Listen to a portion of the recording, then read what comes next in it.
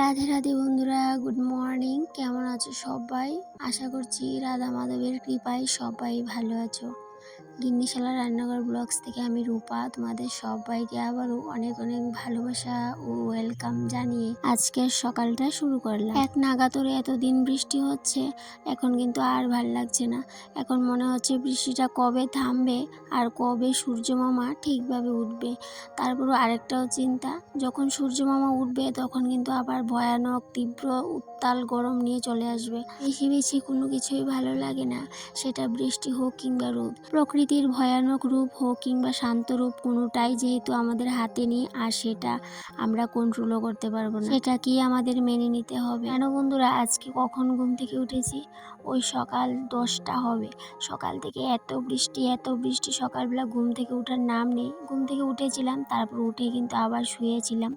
তো এই শুয়ে থাকতে থাকতে কিন্তু আর এত বৃষ্টির মধ্যে উঠে কি করব, সেই জন্য উঠলাম না।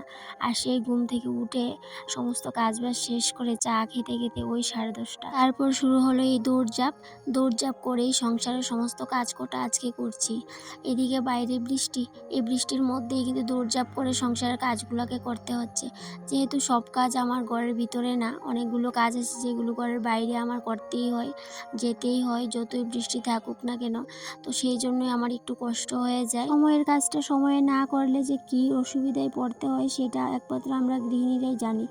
আজকে যেহেতু কাজগুলো অনেকটাই দেরি করে শুরু করেছি, সেই জন্য কিন্তু সমস্ত কাজ আমাকে দৌড়ে দৌড়েই করতে হয়েছিল। একটু আরাম করার জন্য পরে কিন্তু আমাকে অনেক খেসারত দিতে হয়েছে।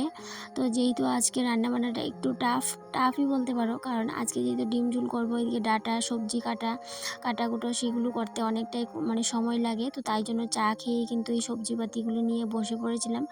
এই ডাটাগুলো মা সেদিনকে দিয়ে গেছিলো, তো এগুলোকে রান্না করা হচ্ছিল না, বেশ অনেক দিন হয়ে গেছে। তো তাই জন্য চাটা খেয়ে আর দেরি করলাম না, ডাটাগুলোকে বার করে নিয়েছি। তো সবগুলো ডাটাই আজকে রান্না করে নেব বলে এক জায়গায় ছোটো ছোটো করে পিস করে নিয়েছি, সরষা দিয়ে ভাজি করব। আর এক সাইডে ডিম ঝুল করব বলে একটু বড় বড় করে কেটে নিয়েছি।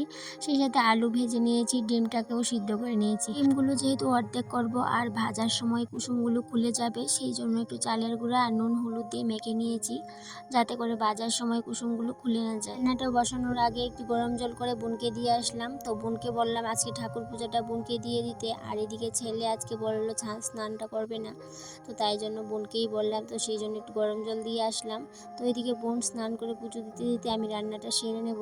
তো বৃষ্টির কারণে কিন্তু ঘরে বাইরে কোনো জায়গায় শান্তি নেই, এতটা কি বলবো, অশান্ত মন নিয়েই বলতে পারো রান্নাটা করছিলাম। যাদের ঘরে বাইরে কাদা মাটিতে কাজ করতে হয় না, বৃষ্টির দিনটা হয়তো তাদের কাছে অনেক আনন্দের, কিন্তু আমার কাছে একটুকু আনন্দের না। যেহেতু আমাকে কাদা মাটির বাইরে এগোর থেকে ওগোর যেতে হয়, সেই জন্য বৃষ্টিটা একদমই আমার কাছে ভালো লাগে না। তবে আমার মতো অনেকেই আছে গ্রামের গৃহিণীরা, আমাদের অনেকেরই কিন্তু এই বৃষ্টিটা একদমই ভালো লাগে না।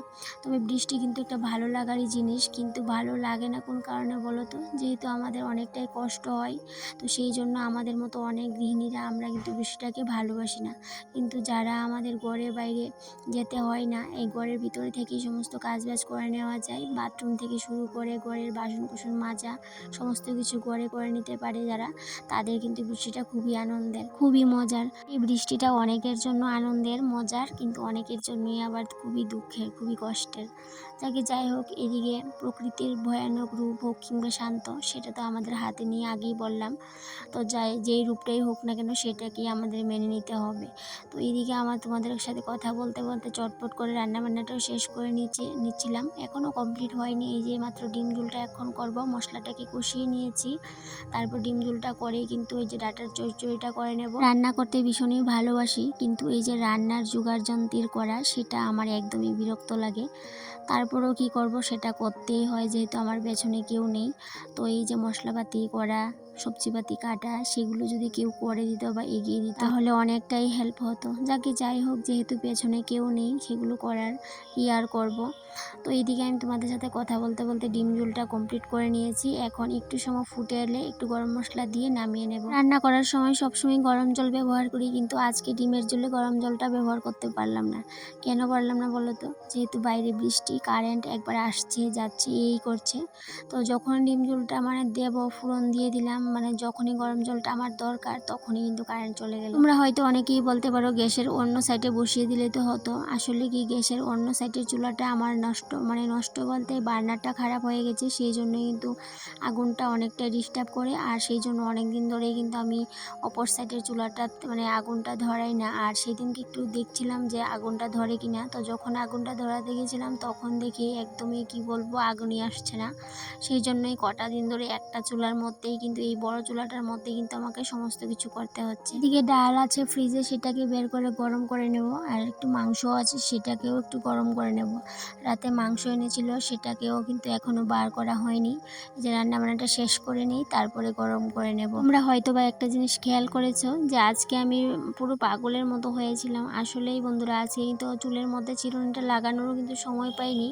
ওই যে বললাম দৌড়ে দৌড়ে সংসারের সমস্ত কটা কাজ আজকে আমাকে করতে হয়েছিল, একদম পুরো পাগলের মতো হয়েছিলাম। তো হাজব্যান্ড বাড়ি এসে কিন্তু একটু বকাঝকা দিয়েছে যে কেন আমি পাগলের মতো বসে মানে আছি। তো যাই হোক, তো আমারটা আমি বুঝেছি কতটা কষ্ট, কতটা দূরে দূরে আজকে সমস্ত কাজবাজ আমাকে করতে হয়েছিল। তো অবশেষে এই রান্নাবান্নাটা শেষ করেছি। রান্নাবান্নাটা হচ্ছে সবচেয়ে বড় কাজ, যেটা করে নিতে পারলে মনে হয় যে সংসারের যে মানে ইম্পর্টেন্ট কাজ সেই কাজটা করে নেওয়া হয়েছে। তো যাই হোক, এইদিকে রান্নাবান্নাটা শেষ করে আমি কিন্তু গ্যাসের চুলা চাটি মুছে পরিষ্কার করে নিয়েছি। এখন আপাতত বৃষ্টিটা একটু কম আছে। তো বৃষ্টি যখন দুপুরবেলা ভিজেছিলাম তখন কিন্তু মানে কতবার যে বাইরে গেছি, বৃষ্টি ভিজে গেছি, তারপর ড্রেস আমাকে আবার চেঞ্জ করতে হয়েছিল।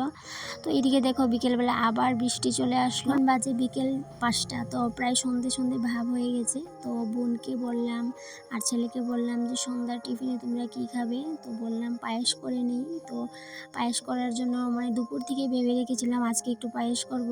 তো সেই জন্য কিন্তু ওই যে সন্ধ্যার আগে রান্না করে চলে গেলাম। আর এদিকে কারেন্টও চলে গেছে। একটু অপেক্ষা করার পর কারেন্ট আবার চলে আসলো, তারপরে ইন্ডাকশনে আমি পায়েসটা বসিয়ে দিলাম।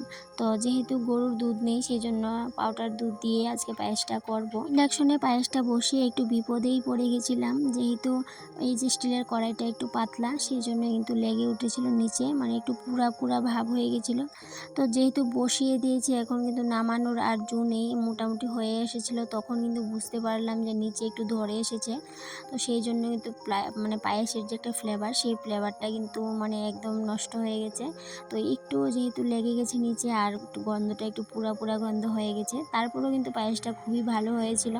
তো অনেকক্ষণ দাঁড়িয়ে দাঁড়িয়ে পায়েসের দুধটাকে জাল করছিলাম। আর একটু পর পর কারেন্ট যাচ্ছে আর আসছে, তো আমি অপেক্ষা করি আর যখন কারেন্ট আসে আবার বসাই, মানে সুইচ অন করি। এইভাবে করেই কিন্তু পায়েসটা আজকে রান্না করেছিলাম। এদিকে অল্প একটু খাসা চাল ছিল ঘরে, সেটাকে ঘি দিয়ে মেখে দিয়ে দেবো। তো আমি ভাবছিলাম দুধটা একটু বেশি হয়ে যাবে নাকি, তো সেই জন্যই কিন্তু অনেকক্ষণ সময় আমাকে মানে পায়েসটাকে ফুটাতে হয়েছিল।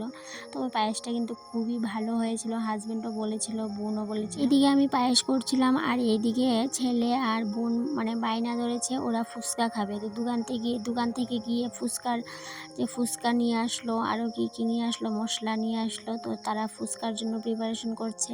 তো এদিকে বললাম তোদের কিছু করতে হবে না, আমি ফুচকাগুলোকে ভেজে দেবো, তো পায়েসটা করে নিই। আর এদিকে আলু সিদ্ধটা ইন্ডাকশনে বসিয়ে দেবো। তো বললো পায়েস এখন খাবে না, সকালবেলা মুড়ি দিয়ে খাবে। তো সেই জন্য পায়েসটাকে রান্না করে রেখে দিয়েছি। তো একটু ঠান্ডা হলে ফ্রিজে রেখে দেবো, কারণ পায়েস একটু ঠান্ডা হলে ফ্রিজের ঠান্ডাটা হলে আমার ভীষণ ভালো লাগে। তো সবাই কিন্তু বললো যে ফ্রিজে যখন ঠান্ডা হবে তখন খাবে। তো এদিকে ফুচকাও কিন্তু রেডি করলাম, ফুচকাও খাওয়া হলো।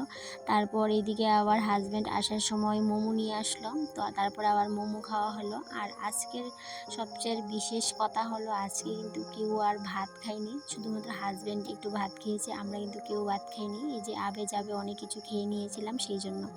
তো এইদিকে মোমোটা দেখো কতটা সুন্দর হয়েছে, মানে এত সুন্দর, মানে মোমোটা দেখে আমার এত ভালো লেগেছে, মনে হয়েছে আমিও একদিন ট্রাই করব বাড়িতে। মানে ট্রাই করব অনেক দিন ধরে ভাবছি, কিন্তু মোমো আমি কখনো বানাইনি, কিন্তু ট্রাই করতেই হবে, জানি না হবে কিনা, তবে হ্যাঁ একদিন আমি ট্রাই করবই। দিয়ে বোন আবার সকালে বাড়ি চলে যাবে, হাজব্যান্ডকে বললাম সকালে নিয়ে দিয়ে আসতে, যেহেতু হাজব্যান্ডই বাড়ি থেকে নিয়ে এসেছিলো। তো তো এইদিকে রাতের খাওয়া দাওয়া শেষ করে, খাওয়া দাওয়া বলতে এই যে আমরা তো ভাত খাইনি, শুধুমাত্র হাজব্যান্ড একটু খেয়েছিল। তারপর সকালে আবার ঘুম থেকে উঠে সবাই পায়েস মুড়ি খেয়ে নিল। তো আমার জন্য শেষে একটু ছিল, সেটা নিয়ে নিলাম। তো টিফিন খেয়ে এদিকে বোনও রেডি হয়ে যাচ্ছে। আর আগের দিন কিছুটা আম পেড়ে রেখেছিল, তো বোনকে দিয়েই পাড়িয়েছিলাম, যেহেতু আমগুলো অনেকটাই নিচে। বোনকে এদিকে বাড়ি দিয়ে হাজব্যান্ড চলে যাবে দোকানে। তো আজকের ব্লগটা আমি এখানেই শেষ করলাম বন্ধুরা। তো আবারও দেখা হবে তোমাদের সাথে পরবর্তী কোনো একটা ব্লগে। ততক্ষণে তোমরা ভালো থেকো, সুস্থ থেকো, আর এভাবেই আমার পাশে থেকো। তাহলে বন্ধুরা আজকে আসি, টাটা।